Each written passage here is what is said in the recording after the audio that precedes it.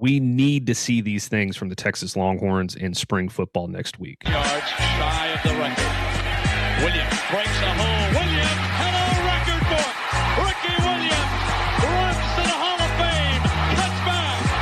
Ricky Williams, touchdown. Young from the shotgun. Back to throw. Vince looks. Under pressure. He'll tuck it in run. Vince to the 5. Young. Touchdown, Texas. Touchdown, Vince Young. He's done it again. Longhorn Nation, we're back. Welcome into another edition of the Texas Longhorns on SI podcast. I am your host, Matt Galatson, joined as always by my co-host, Zach Dimmitt. Zach, spring football starts next week. Football is just about back, kind of. I mean, we get to see some practices. We get to see a spring game. It's better than nothing, in my opinion. But there are a few things that we need to see from Texas, I think, this spring on both sides of the ball that are really going to tell us a lot about what 2026 could look like. We're going to talk about offense today, and then on Monday, we'll get into what we want to see from the defensive side of the ball. But let's start off on that offense, Zach. The first thing that I want to see, and we can go through a few things here, but the first thing that I think that I want to see and then I need to see is that connection with Arch Manning and Cam Coleman. How quickly can they get that going? How quickly can they build that chemistry and that trust and that ability to read each other's eyes and minds when a play breaks down? Those kinds of things are going to be incredibly important for this offense in 2026. Yeah, that's the understatement of the year right there. That their connection is going to be big for this offense. But you're absolutely right. I mean, it seems pretty obvious. But it's true. You're going to be watching that, really closely when spring ball begins, and even more so now because of Arch Manning's offseason surgery with his foot. Because when Sark gave the update a week or two ago, whenever that was, the update was kind of boring because it was a good update because there was not much to it. He was on track to return, and that was that, and that's what you want to hear. Any sort of major update would have been bad news. And so, but what Sark was saying is that Arch is going to get back when he gets back, and then he's going to be able to build some rapport with those receivers, and certainly Cam Coleman's at the top of that list because Ryan Wingo, Emmett Mosley, they've already had many, many months working with Arch, and so chemistry won't be as much of an issue with those guys. But I think, with Cam Coleman, he's going to be our number one guy, far and away. And so you'd want to get that, down during spring ball and not have to wait until the fall or anything like that. So fortunately, Arch Manning's going to be back in time and be ready for that. A lot of, the media is going to be able to see a few of these practices coming up here soon, and that's going to be really nice. Even something as simple as, passing drills without any defense can say a lot about what a connection is looking like between a quarterback and a receiver. But a lot of that will happen, behind the snenes whenever they're actually running the offense and things like that. So we'll just have to wait and see what happens. But these practices just show a little bit about, what those guys are, looking like. I am curious to see if Arch will, how active he'll be in some of these drills because with the foot, you don't want to be dropping back too much, even if you're just practicing. We'll have to wait and see. So that's kind of what one of my must-sees is Arch Manning, how he's looking, how is he recovering. We don't, obviously there hasn't been any sort of bad news from Sark about any sort of setbacks, which is great, but I'm interested to see how he looks in these opening practices. So that's one of my big things as well. Yeah. And I also, what else I really want to see too?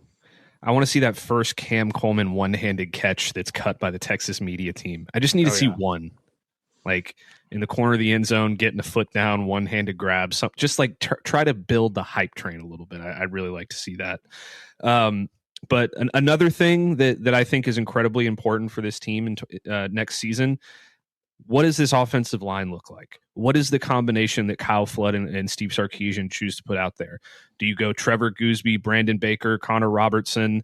Lawrence Seymour is not there yet because he still hasn't been approved. His eligibility still hasn't been approved. And then you have, Melvin Ciani at right tackle. Who slots in at right guard until Lawrence Seymour comes back? Is it Dylan Sikorsky? Is it, Jonte Newman? Is it Andre Kojo? Or do you have Brandon Baker on the right side and you fill one of those guys in on the left side? And how does the chemistry look? Because it's a lot of new faces. There's some returning faces. There's Goosby, there's Baker, there's Robertson, but the addition of Melvin Ciani, the other new transfers like Jonte Newman and Sikorsky, and eventually Lawrence Seymour. Hopefully, I don't know if he's going to. I doubt he's going to get in during spring ball. I feel like he's going to be a summer addition. So, how this offensive line kind of gels together, especially until Seymour enters the picture, is going to be extremely interesting to see. Yeah, with the practice beginning in only a few days, even if Seymour were to be granted his eligibility in like 1 minute from now, he's not going to be up conditioning wise and all that kind of stuff. He hasn't been going through winter workouts, so we won't really see the full ideal Texas offensive line this spring, which is fine. It's one guy missing some of that chemistry isn't going to derail the whole line or anything like that. I think if he's granted that eligibility, he'll still have the summer and the fall, like you said. So yeah, I agree. That's certainly something to watch. It's not like we're watching any scrimmages as of now. I know that the spring game is still a little bit over a month away, so we'll see what happens there. But these practices, they're not really. They're not tackling. It's not really full contact. So we don't really get to see the offensive line blocking and how they're physically performing, but just what the starting group will look like is going to be big. And if they even give that to us, we'll have to wait and see. And even if you're not going against Colin Simmons and Hero Canoe and all those guys, which will make them better, you're still going to see them hopefully building some chemistry when it comes to just getting to know each other and what that starting group is going to look like, because it's going to be big throughout this whole offseason. So yeah, but once spring ball comes around and they're actually hitting each other, this new look offensive line, which you mentioned some of the returns as well, they're going to be better because of the elite talent that's going to be across from them. And Sark has said that many years past that, and it's kind of a cliche, but the iron sharpens iron sort of thing, where these guys, they're going to, even if the offensive line struggles in some of these scrimmages or some of these practices, it's not saying that they're going to be bad. It just says a lot about how talented this Texas defense is and how aggressive Will Muschamp's going to be as a play caller. So I'm really looking forward to seeing that. The spring game's still a bit of ways away, so we got to be patient. We'll see some hitting and stuff like that then, but I really want to see what the starting lineup's going to look like. At least 4 out of 5 starters. Pending Lawrence Seymour's eligibility waiver, we'll have to wait and see what happens there. But really looking forward to that over these next couple of practices. Yeah, 2 more things that I think we really need to see. Obviously, there's the elephant in the room.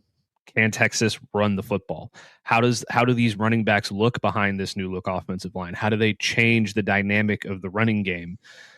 Can they be efficient in that area? Can they get 3.5 to 4 yards on average when they need it? Can they run the ball at the goal line? How do these new running backs fit into this system, and how are they different from last year? What is going to change in the run game? I think that is critical, and they need to show. I mean, they don't need to show anything, by the way. They don't need to let the media into practice. They don't need to let anybody see what they're doing. But as a group of fans, I think one of the things that they would like to see, especially in the spring game when they get a chance to see it live and in person, is an effective running game. Even though you want your defense to be able to stop the run, can these guys pop off a few runs when it counts? Yeah, if you're Sark, it's, man, I really want to pop out these runs, but man, our defense is really leaky. You gotta just take what you can during these spring practices. You won't really know for sure until that season opener against Texas State what both sides will look like. But I certainly am excited about this running back room. That's for sure. Who's the starter? Is it Relique Brown or Hollywood Smothers? I don't think you have a starter. I mean, someone's got to start, but I don't think you have a full-on starter. It's going to be 1A, 1B, in my opinion, until someone separates himself. And really excited to see what Derrick Cooper looks like. We know what Hollywood Smothers and Relique Brown are, before coming to Texas. Obviously, you can just watch highlights of them. But with Derrick Cooper, how is he going to look during his first couple of practices? I think that's going to be really intriguing.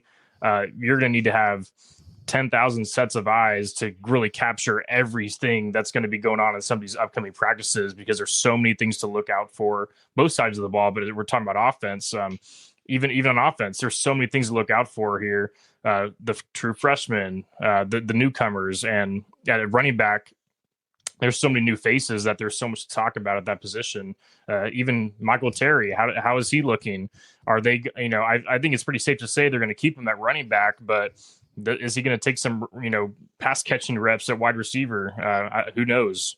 And even James Simon, he showed a lot of promise last year during some of those non-conference games, and I think he'll be an important depth piece. But it all starts with Derrick Cooper and Relique Brown and Hollywood Smothers. How are those guys looking? That's going to be, outside of Cam Coleman, the running backs are the most exciting thing for sure when it comes to the offense this spring. So I'm really looking forward to that. Yeah, and I actually do have two more. I thought I had only had two more a second ago. Now I do have two more. Briefly, the first one, though, can Texas find its next JT Sanders, Gunnar Helm, Jack Endries at the end of the season with Nick Townsend or Amari Winston or whoever it might be? Can they find that go-to tight end that can move the chains and work the middle of the field? I think that's really important.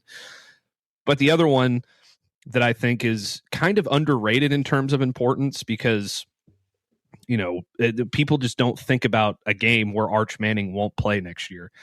First of all, because he's so tough, but it's critical to find out who is going to rise and win the backup quarterback job. Who does Steve Sarkisian trust to be the guy in case Arch gets a concussion in overtime against, Mississippi State or Florida or whoever they end up, if they end up in an overtime game next year. They did it back-to-back weeks with Kentucky and Mississippi State this year. And Matthew Caldwell had to come in and make a play in the Mississippi State game and, kind of propel the Longhorns to a win there to really save their season. Do they have a guy on the roster that can do that? Do they believe it's KJ Lacey? Can he step up and take firm hold of the job? Is it, MJ Morris, the veteran clipboard holder? Does he just, kind of check all of the boxes and he's your safe bet to do it? Or does Dia Bell just blow everybody out of the water and be like, wow, like this guy is the future. We're going to get him as many reps as we possibly can. And, it's going to be him. So that's going to be really interesting for me to watch personally, because I'm a huge quarterback guy. That's not where all my knowledge lies, but that's where the vast majority of my knowledge lies. I study quarterbacks a ton.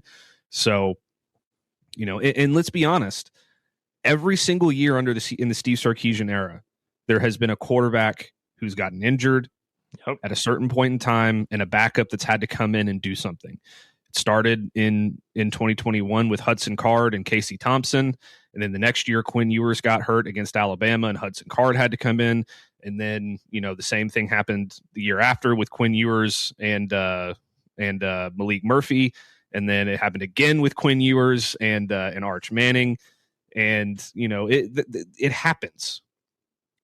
Even last year, it was just really a couple of plays, but they were really important plays. Yeah. And I just think that's going to be incredibly important to figure out. Yeah, I'll keep it quick, but going back to tight ends really quick, 3 straight seasons, if you're counting Jack Endries, that Texas has had a tight end drafted. That's pretty amazing. Will Michael Masunas break out and be one of those guys, or Nick Townsend? I'm gonna say that they're not gonna break out into potential NFL guys. Maybe I think Jack Endries really came on strong. So maybe I'm wrong, though. We'll have to wait and see. I think it'll just be a different position group this year. But I'm, like I said, hopefully I'm wrong. And then with quarterbacks, it's pretty ideal if Dia Bell comes out of nowhere and just blows everyone away. Because, I expect, big things from KJ Lacey, and then MJ Morris is a veteran. I think that'll be, that competition will be really, really heated if Dia Bell is able to get himself into that mix.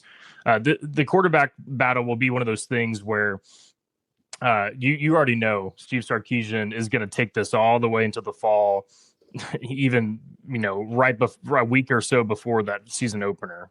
We just really don't know, because it's going to take a lot of proving, a lot of time to show who's most deserving. And, you're not going to find that out first week of March or second week of March. That's for sure. So I am interested to see, whenever they're, doing drop back drills. Okay, Arch Manning first, And then who's second? It doesn't mean that that person's going to be the backup, but typically starters throw with the starters, second string throws the second string, and so on. It's not like that every single time, but you can typically get some sort of grasp. And so is MJ Morris going to be thrown second? Is KJ Lacey going to be thrown second? We don't know. So that'll give us some hint of what the coaching staff envisions currently. But I think the spring game will definitely give us a good sense of what that looks like, because who's going to be the starting quarterback opposite of the team that Arch Manning isn't on. That'll be really interesting to see, and I think it'll say a lot about what the coaching staff, who the coaching staff prefers as the backup in April. But we'll have to wait and see what happens in the fall. Yeah, and by the way, you want a reason to get excited about Diabell? Good buddy of mine named Brooks Austin. Everyone knows him as the film guy. He comps Diabell, at least he did at the time when I talked to him at the Elite 11 finals, to a guy named Joe Burrow, who had arguably the best season in the history of college football with 2019 LSU. He had over 6,000 yards of total offense, like 65 touchdowns or something like that. He's smooth. He scans the field really well. His ball placement and accuracy are unbelievable. He's athletic. His deep ball is unbelievable as well. And most importantly, I think my favorite thing about Diabell, he's cool. He's calm. He's collected. No matter the situation, he's always ready, and he's ready to take the reins and propel his team to a win. So that's why I'm not counting him out of this thing, because this dude, yeah. He's the son of NBA. I'm not going to say legend, but NBA, one of my favorite NBA players of all time, Rajah Bell. It's very obvious that competitive fire rubbed off on Dia. So I can't wait to watch him. I think he's going to be so much fun. And that's why I'm not counting him out, because I think he can do pretty much anything you need him to do at any time. So let's take a quick break real quick, Zach. We've been going for a while on this first segment. When we come back, we'll talk about the 2027 Combine now that the 2026 Combine is in the books. And a little bit of Sean Miller, heated once again. So stick with us after this break, and we'll be right back. This episode of the Texas Longhorns on SI podcast is brought to you by Custom Built Trailers of Mississippi. Custom Built Trailers is the largest in-stock trailer dealer in Mississippi, with a variety of options to choose from flatbed goosenecks to bumper pull equipment trailers and car haulers to enclosed trailers and basic utility trailers. We do a little bit of everything. And if we don't have exactly what you're looking for in stock, we can typically have your custom built trailer built in 7 to 10 working days. 0% financing options are available, and we also deliver out of state. So give Custom Built Trailers of Mississippi a call at 601-722-9581 today and let us take care of your hauling needs. Custom Built Trailers of Mississippi. If we don't have it, we'll be glad to build it. Welcome back to the Texas Longhorns on SI podcast. I'm your host, Matt Galatson. I am joined by my co-host, Zach Dimmitt. Zach, 7 Longhorns invited to the 2026 NFL Combine. A couple of them really showed out. Anthony Hill and Malik Muhammad, I think, were the two that really kind of blew people away with their measurables and some of the things that they were able to do. And that was great to see. Year before that, they had 14 guys that were invited to the NFL Combine, a school record.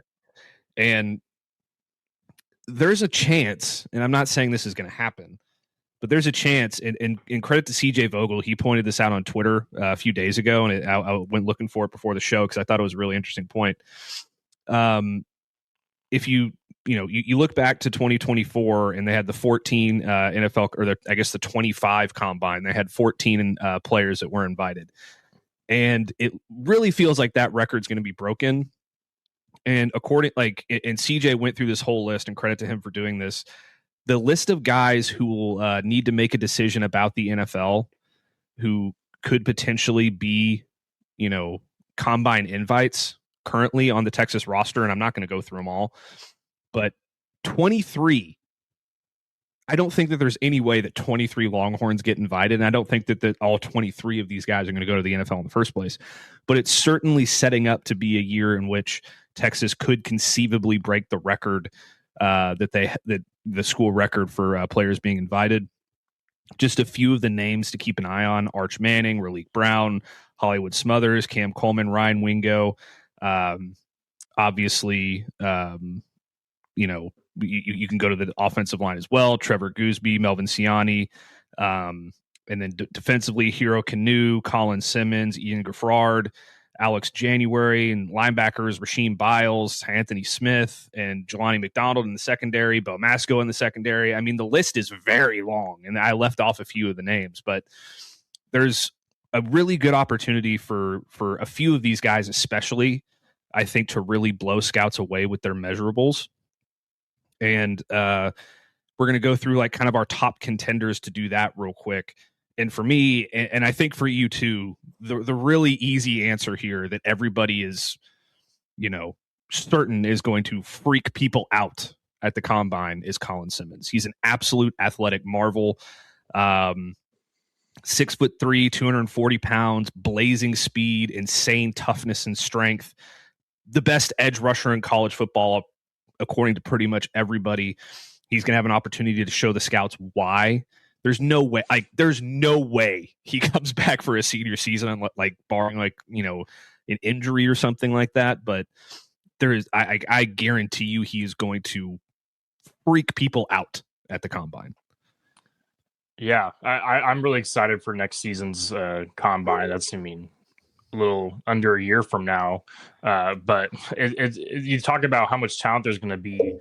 Only so many Texas Longhorns can be first-round picks, but the amount of players next season from Texas that will have first-round grades is going to be pretty astounding, I feel like. And so, the combine is going to say a lot about how some of these, players are viewed by these teams. I mean, Cam Coleman, Arch Manning, Colin Simmons, Trevor Goosby. That's potentially 4 first-round picks right there. You may only have 3 of those guys be first-round picks. You can pencil in Arch, Cam Coleman, and Colin Simmons as first-round picks. Trevor Goosby certainly as well. I mean, imagine that. We'll have to wait and see those a long time from now. But really hard to believe he won't be. Yeah. Yeah, but if you have 4 first-round picks, that's pretty amazing. And I think we'll have to wait and see, what does Arch Manning do at the combine? What kind of drills does he partake in? I can see him kind of not doing too much. Cam Coleman may be similar, but Colin Simmons, man, that vertical jump, that 40 time, I can't wait to see that. We don't want to get too ahead of ourselves because we have a whole season ahead, but the combine is always exciting because these guys really get to show out in front of these scouts. And we already know what Colin Simmons can do. We've seen it for, multiple years now. But when he has a chance to boost his draft stock even further, it's going to be a really exciting sight to see. So, it won't be too much of a surprise if Texas is able to break that combine invite record. I know A&M was at like 13 invites, led all teams this past season, and good for the Aggies. But wouldn't it be pretty fitting if Texas comes along and the very next year has more invites than A&M did? It would be pretty like the Longhorns to do that. So, like I said, long time from now, but there are some really intriguing names for next season's combine. And so, can't wait. Yeah, and just a couple more real quick that that'll be worth mentioning in terms of athletic traits that'll really impress people. How about Jelani McDonald? Yep. Like, that guy is big, fast, strong, really smart. Like, you saw some of the things that he was able to do in the secondary, covering so much ground. He's going to be a guy to watch as well. And then Ryan Wingo. Like, I feel like Ryan Wingo is made for the combine. Like, when he runs that 40-yard dash, people are going to be like, oh, shit. Like, that guy is fast. Yep. And, that's really going to help his draft stock. Does he need to work on a few things this year and kind of prove himself a little bit? Yeah, sure. But having Cam Coleman there is going to make all the difference in the world. So I'm really excited about both of those guys as well.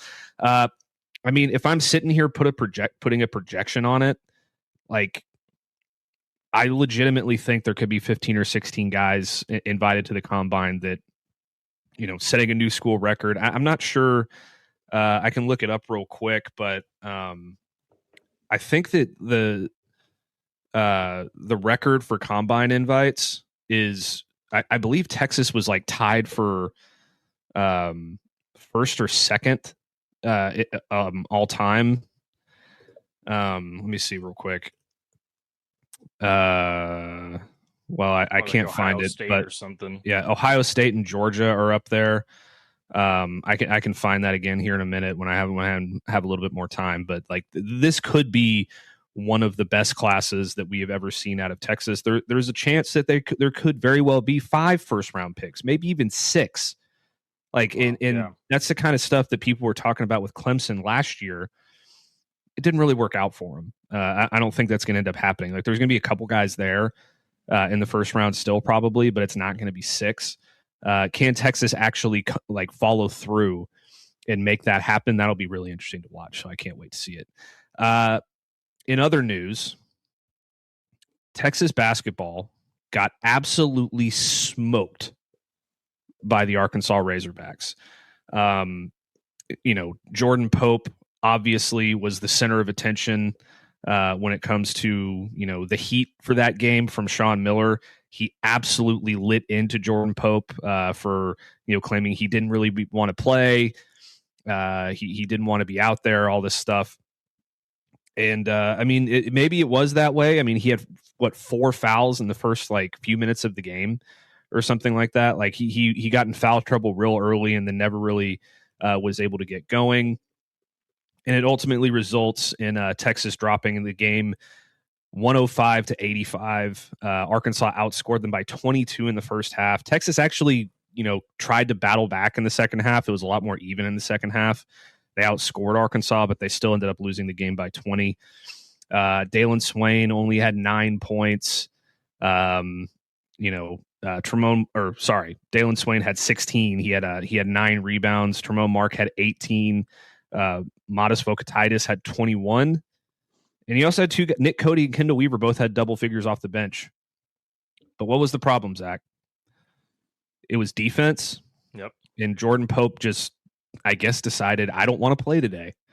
And even if he had played well, the defense was still so bad that I don't think it would have made a difference anyway. Definitely not. Jordan Pope, 4 fouls and 4 total minutes played. He had 3 fouls early, sat the rest of the first half, and then he picked up his 4th foul the opening minute of the second half, and then didn't play the rest of the game. Would he have been able to make the score look a little bit better? Sure. It still would have been a double-digit loss on the road. It really would not have mattered. I was really impressed with Arkansas, and I thought Texas had a chance to potentially make this a close game, when tip-off happened. But as soon as Arkansas scored a few of these early buckets, it was pretty clear who the better team was. But yeah, going into the game, I thought Texas had a fighting chance. Didn't mean they were going to win, but Arkansas, it was a dunk contest. It was a few turnovers leading to dunks. It was poster dunks, alley-oops off the glass. My goodness, it was just absurd. And the final score is not indicative of how dominant Arkansas was. So a 20-point win, and it still wasn't, indicative of how big of a blowout this was. Texas scored a lot of garbage time points. I watched that whole game start to finish. So trust me, it was not a 20-point loss. It was more like a 30-point loss for Texas. But it actually might be a blessing in disguise a little bit. If they would have won this game, it probably would have been arguably Texas's best win of the season, and they would have moved up probably a seed line to maybe a 9 seed, which you want to avoid. But now they're still comfortably outside of the bubble, on the good side of the bubble. You don't want to lose to Oklahoma, which we'll talk about in a second. But people were joking on Twitter that great chess move by Sean Miller to intentionally lose this game and avoid that 8-9 seed.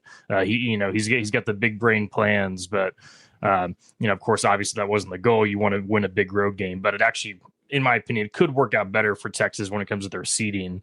We'll have to wait and see what happens. But when Arkansas scores 38 fast break points, when any team scores 38 fast break points, you're not going to win any games. And it's pretty crazy that they had that many points, and Texas actually, won the turnover battle. That just shows how fast Arkansas is, how poor Texas's defense was. You're not going to win any games in the NCAA tournament allowing 38 fast break points. That is absurd. That is an incredible number. It says a lot about how talented Arkansas is. But now if you're Texas, it was a road loss against an elite team. It is what it is. But now you got to take care of business against Oklahoma tomorrow. It's senior day. Last home game of the season. And if you win, you're in the NCAA tournament. It is what it is. I don't see how it's any other way. Even if Texas loses the first game of the SEC tournament, they don't put too much. The committee doesn't put too much stock into the NCAA or the SEC tournament. So even if you lose, unless you just get blown out by 50 or something, you're still going to be comfortably in my opinion. And I think Texas will be able to avoid Dayton because of some of the bubble teams that are beneath them just aren't as strong, in my opinion. So if you win, you're in. If you lose, Texas will be sweating on Selection Sunday. They probably would be heading to Dayton, in my opinion. If you lose a home game to Oklahoma, that is not ideal at all. Got to take care of business. Texas would be 18-13 heading into the SEC tournament. So you got to take care of business tomorrow against the Oklahoma team that led Texas by 14 in Norman a few weeks back. And Texas ended up coming back and winning that game. So they're certainly not any slouch. But Sean Miller is probably telling his guys, if we win, we're in this thing, and you should use that as motivation because then we'll feel pretty safe on Selection Sunday. So one more game until the SEC tournament, and then Selection Sunday is going to be 9 days from now or something. So we'll wait and see what happens. You want to hear something crazy? Darius Acuff isn't playing in Arkansas's next game because he has a nagging ankle injury. Yep. Mm-hmm. He had 28 against Texas. Yeah.